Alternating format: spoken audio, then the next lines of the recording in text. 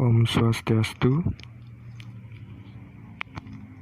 Perkenalkan, nama saya Komang Sigit Palguna, NIM 20120210092. Saya berasal dari Rombel 20 Agama Hindu.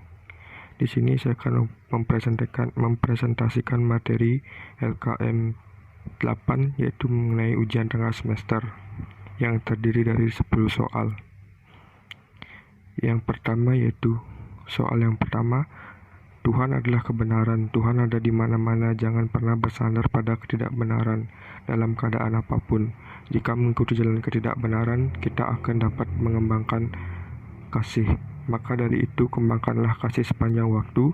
Berilah contoh dalam kehidupan sehari-hari bagaimana mengembangkan kasih kepada seluruh ciptaan Sang Hyang Widi dengan mengikuti kebenaran. Kalau menurut saya, seperti yang tertera pada gambar di slide, contoh kehidupan sehari-hari mengenai mengembangkan kasih kepada seluruh ciptaan Tuhan atau Sang Hyang Widi Wase, yaitu yang pertama, paling sederhana, yaitu membantu adik dalam belajar dan membimbingnya dalam mengerjakan tugas, membantu orang tua dalam mengerjakan pekerjaan rumah, membantu orang lain yang membutuhkan di situasi sekarang ini, yaitu pandemi. Yang selanjutnya, memelihara dan memberi makan hewan. Yang terakhir itu menyiram tanaman dan merawatnya dengan baik. Soal kedua yaitu, dengan mengucapkan mantra yang benar dan berulang akan membawa ketenangan pikiran. Jelaskan mengapa hal itu bisa terjadi. Menurut saya, dengan mengucapkan mantra yang benar dan berulang-ulang akan membawa ketenangan pikiran, karena sesuai dengan arti kata mantra, yaitu mantra berasal dari bahasa Sanskerta, yaitu dari kata man dan tra. Man yang artinya pikiran dan tra yang artinya alat atau kendaraan. Jika digabungkan, mantra adalah alat yang mampu membawa pikiran yang sedang beraktivitas menjadi keheningan. Jadi, mantra itu bisa dijadikan sebagai salah satu cara untuk memfokuskan diri dan menenangkan pikiran.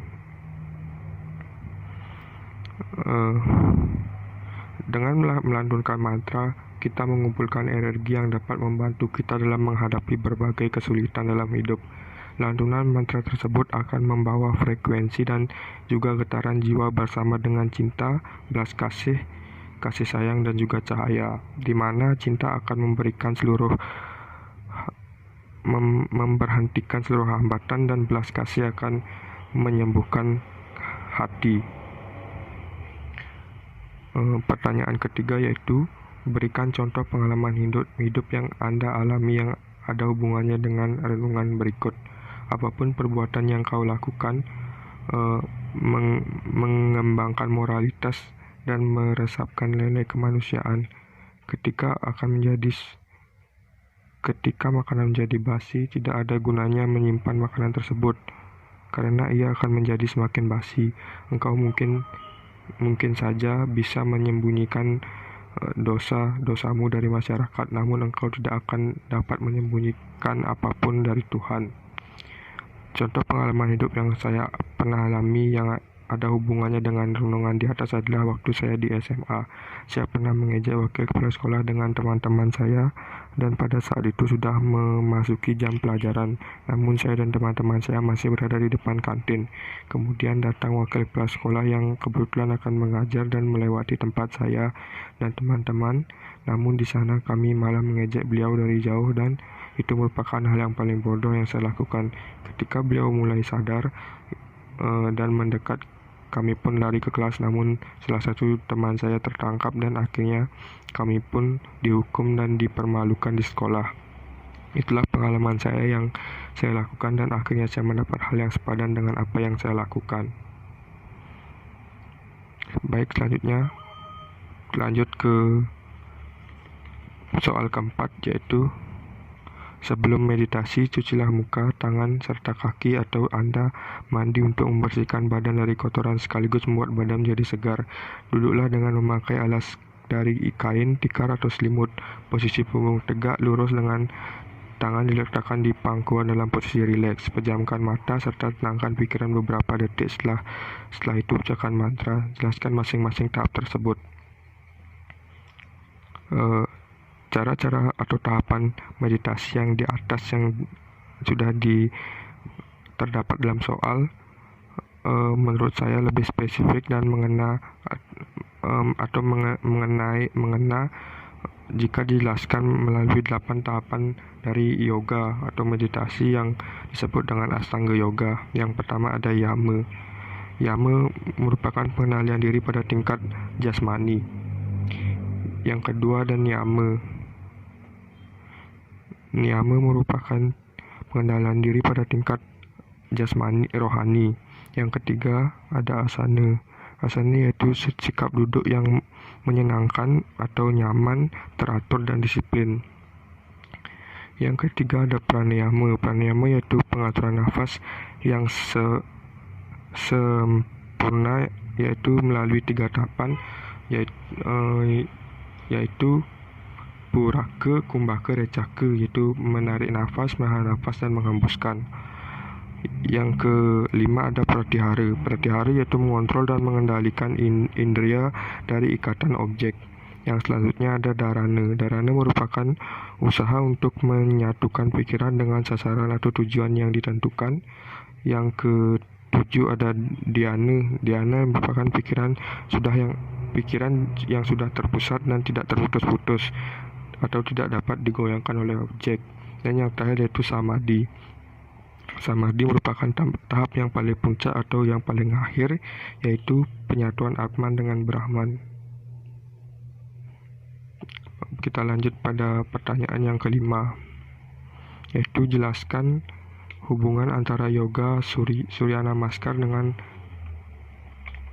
kasih pranayama. Berikan contoh pranayama yang cocok untuk asana tersebut. Badan dan pikiran, dan gambarkan rangkaian yoga Surya Namaskar yang Anda ketahui dan apa maknanya. Yang pertama, hubungan antara yoga Surya Namaskar dengan pranayama adalah dalam setiap pelaksanaan gerakan yoga apapun, baik yoga Surya Namaskar dan yoga asanas lainnya pasti memerlukan yang namanya pranayama atau pengaturan napas. Karena dengan adanya pengaturan nafas dalam pelaksanaan yoga, maka akan dapat membantu yogin untuk memfokuskan pikiran, mengurangi beban pikiran, dan meringankan tubuh. Selain itu, dengan melakukan pernapasan atau pranayama yang secara teratur dan baik dalam yoga, yang pada pelaksanaan Surya Namaskar ini dilakukan pada pagi hari, saya yakin pasti akan dapat membuat pernapasan kita atau organ-organ pernapasan menjadi sehat.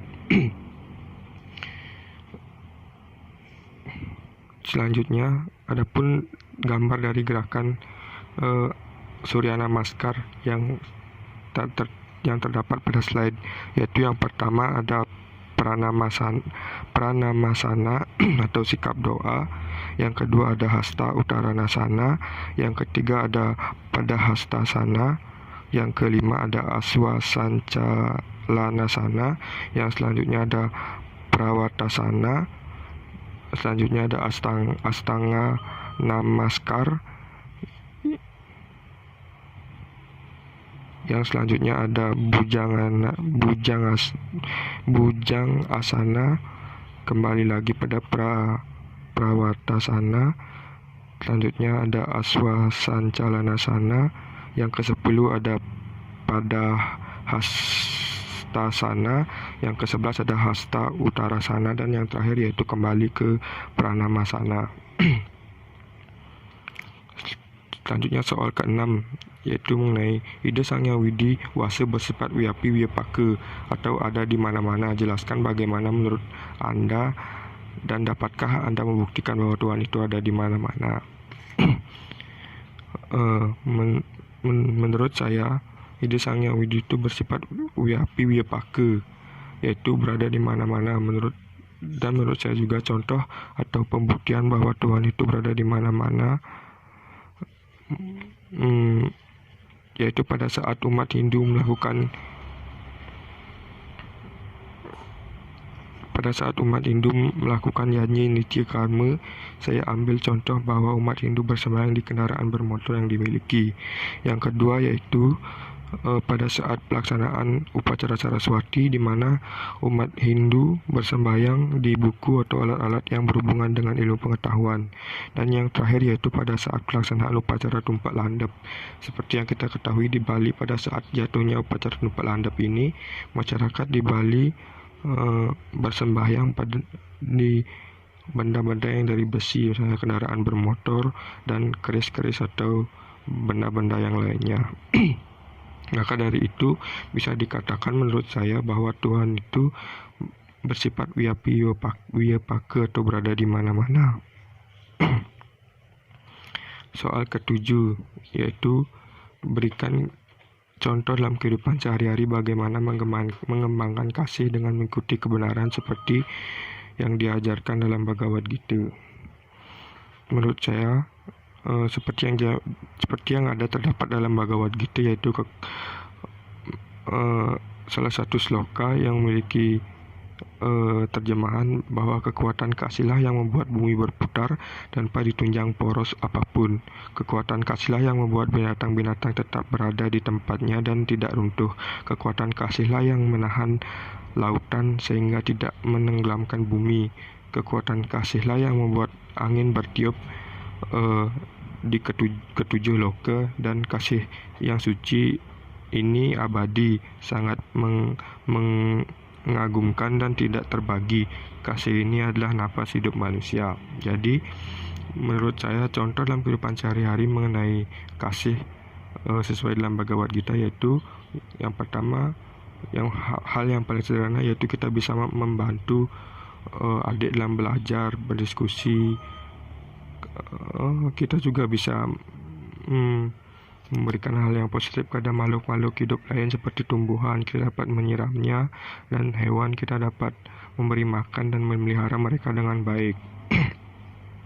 Selanjutnya soal ke-8 sama seperti soal yang ketiga tadi, contoh pelaksanaannya itu seperti yang ada di slide.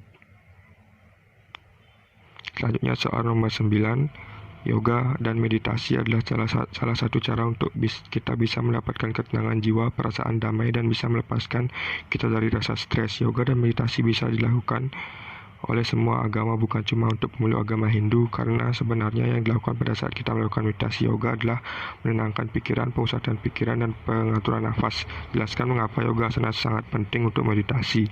Menurut saya yoga asana sangat penting untuk meditasi karena yoga asana ini merupakan gerakan duduk dan posisi yang sangat membantu dalam pelaksanaan meditasi, dan dengan asana akan mampu membuat yogin merasa nyaman dan mampu memfokuskan pikiran mereka, serta dengan posisi tubuh yang nyaman maka akan mampu atau bisa duduk dalam waktu yang lama. Latihan asana secara rutin akan membuat tubuh bugar dan pikiran tenang, serta memberi energi, semangat, dan kekuatan syaraf yang melimpah. Selanjutnya soal nomor 10 yaitu peraturan dalam agama Hindu yang menegaskan bahwa yang mempunyai kewenangan untuk memimpin suatu yajna adalah orang suci atau orang bijaksana yang dalam hidupnya telah melakukan penyucian lahir dan batin melalui suatu upacara padiksan atau pawintenan. Orang yang telah melakukan upacara padiksan dan pawintenan itu disebut pandita dan pinandita. Jelaskan syarat-syarat melakukan penyucian lahir dan batin orang suci. Kalau menurut saya yang pertama yaitu selalu dalam keadaan bersih dan sehat lahir dan batin. Kedua, mampu melepaskan diri dari keterkaitan duniawi. Ketiga, tenang dan bijaksana. Keempat, mampu membaca kitab suci Weda. Kelima, selalu berpedoman pada kitab suci Weda, paham dan mengerti tentang catur Weda, teguh dalam melaksanakan dharma, dan yang terakhir yaitu teguh melaksanakan tapa brata. Baik, sekian presentasi yang bisa saya bawakan. Jika ada kesalahan dalam pengucapan atau penyampaian materi, saya mohon maaf, dan saya tutup dengan Parama Santi. Om Santi Santi Santi Om.